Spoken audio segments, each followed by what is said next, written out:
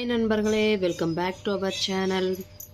டிஎன்டெட்டோட important notes தான் பார்க்குறோம். புக்கில் 1 by 1 இம்பார்ட்டன்ட் கொஸ்டின்ஸ் ஹிண்ட்ஸ் எடுத்துருக்கிறேன். 8th தமிழில் முக்கியமான வினாக்கள் தான் பார்க்க போகிறோம். இயல் 1ல் தமிழ் மொழி வாழ்த்து டாப்பிக்கு. விஜயா இந்தியா என்ற இதழ்களை நடத்தியவர் யார் அப்படின்னு கேட்டாங்கன்னா பாரதியார்.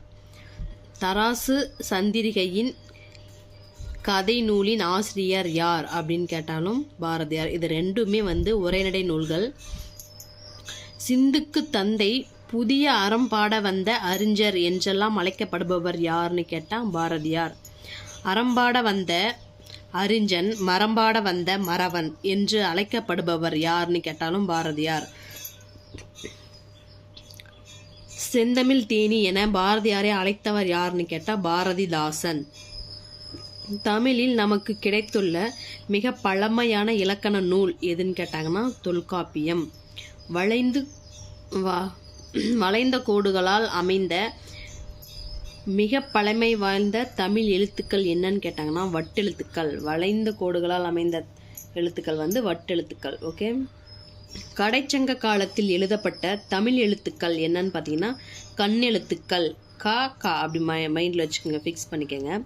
எழுத்துக்களில் புள்ளிகளால் ஏற்படும் குழப்பங்களை களைந்தவர் யார் அப்படின்னு கேட்டாங்கன்னா வீரமாமுனிவர். கிமு 3ஆம் நூற்றாண்டில் முதல் கிடைப்பவை என்னன்னு கேட்டிருக்காங்கன்னா கல்வெட்டுக்கள். கிமு 3ஆம் நூற்றாண்டில் கல்வெட்டுக்கள் தான் ஃபஸ்ட்டு நமக்கு கிடைச்சிருக்கு. அதுக்கப்புறம் கிபி 7ஆம் நூற்றாண்டுக்கு முதல் கிடைப்பவை எதுன்னு கேட்டாங்கன்னா செப்பேடுகள். கிமு 3னா கல்வெட்டு, கிபி 7னா செப்பேடு. எந்த நூற்றாண்டுக்கு பிறகு கிடைக்கும் கல்வெட்டுகளில் பழைய தமிழ் எழுத்துக்கள் காணப்படுகின்றன அப்படின்னு கேட்டாங்கன்னா 11ஆம் நூற்றாண்டு. இது முதலாம் ராஜராஜ சோழன் காலத்திற்கு பிறகு 11ஆம் நூற்றாண்டில் கல்வெட்டுகளில் பழைய தமிழ் எழுத்துக்கள் காணப்படுகின்றன. அடுத்தது கண்ணெழுத்துக்கள் பற்றி குறிப்பிடும் நூல் எதுன்னு கேட்டாங்கன்னா சிலப்பதிகாரம். 20ஆம் நூற்றாண்டில் எழுத்து சீர்திருத்தம் செய்தவர் யாருன்னு கேட்டால் தந்தை பெரியார். அடுத்த டாபிக் எழுத்துக்களின் பிறப்பு இலக்கணம் தான் பார்க்க போகிறோம். எழுத்துக்கள் எத்தனை இடங்களில் பிறக்கின்றன? 4 இடங்களில் பிறக்கிறது.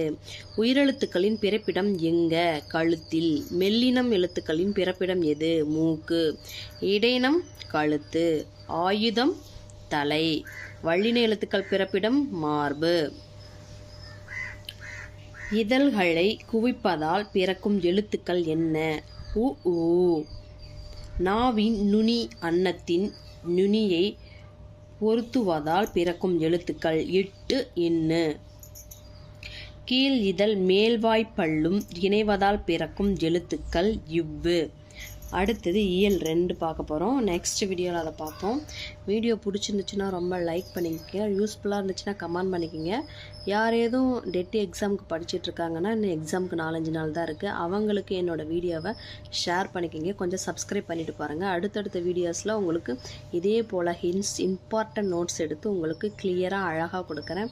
Okay, thank you friends. ரொம்ப யூஸ்ஃபுல்லான வீடியோ, ஸ்கிப் பண்ணாமல் பார்த்துக்கோங்க. தேங்க்யூ.